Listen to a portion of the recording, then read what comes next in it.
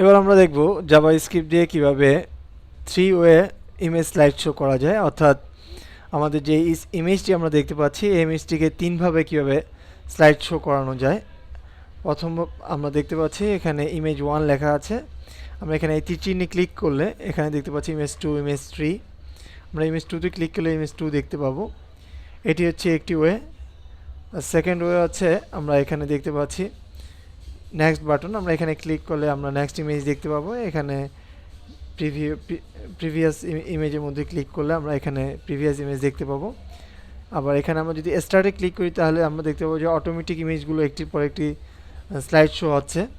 অর্থাৎ এই ধরনের স্লাইড শো আমরা কীভাবে করতে পারি এবার তা দেখব। এই জন্য প্রথমেই আমরা আমাদের সিডির যে সোর্স ফোল্ডার আছে আমরা এই সোর্স ফোল্ডারে ডাবল ক্লিক করব।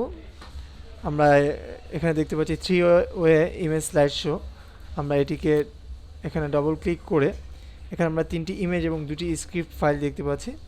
আমরা এই 5টি ফাইলকেই আমরা কপি করব।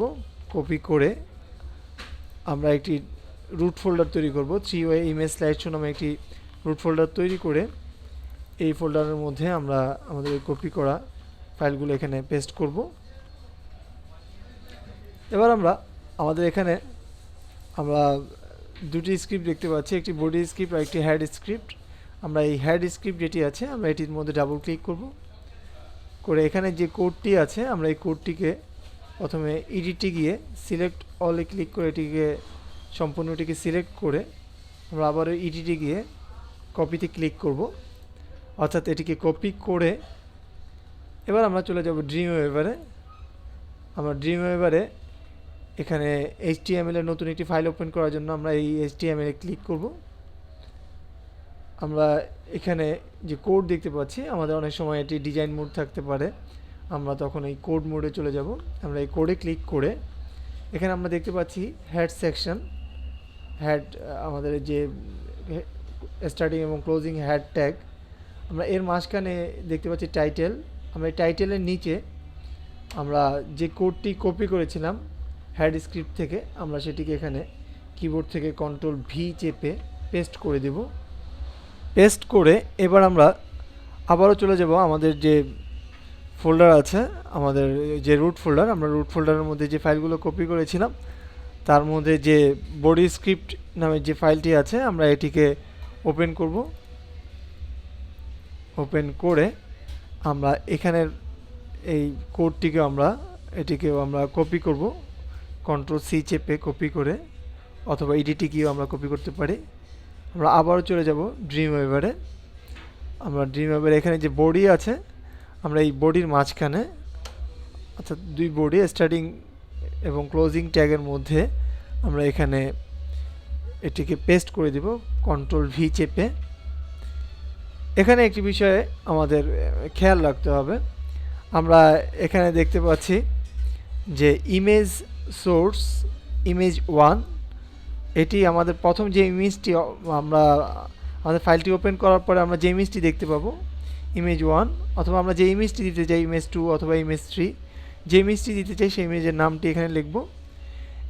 এখানে আমরা আমাদের সোর্স ফোল্ডারে অর্থাৎ যে ইমেজগুলো পেয়েছিলাম আমরা এই ইমেজগুলোকে ফটোশপ থেকে সাইজ করে এনেছি 200x150 পিক্সেলে সবগুলো ইমেজ, এবং ইমেজগুলোর নাম দিয়েছি ইমেজ 01, ইমেজ 02, ইমেজ 03।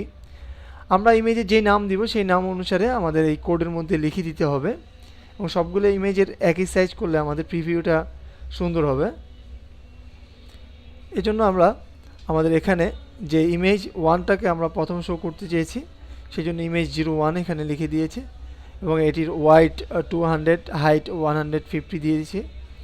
আমরা ওয়াইড হাইট আমরা যদি আরও বাড়িয়ে নেই ইমেজের সাইজ তখন আমরা এখানে আমাদের ইমেজ সাইজ অনুযায়ী ওয়াইড এবং হাইট বাড়িয়ে দিব। এরপরে আমরা যে কাজটি করব, এখানে যে ভ্যালু দেখতে পাচ্ছি আমরা ইমেজ 01.jpg, এখানে আমাদের ইমেজ 01 থাকবে, এবং ইমেজ 02.jpg, এবং নিচে দেখতে পাচ্ছি ইমেজ 03.jpg।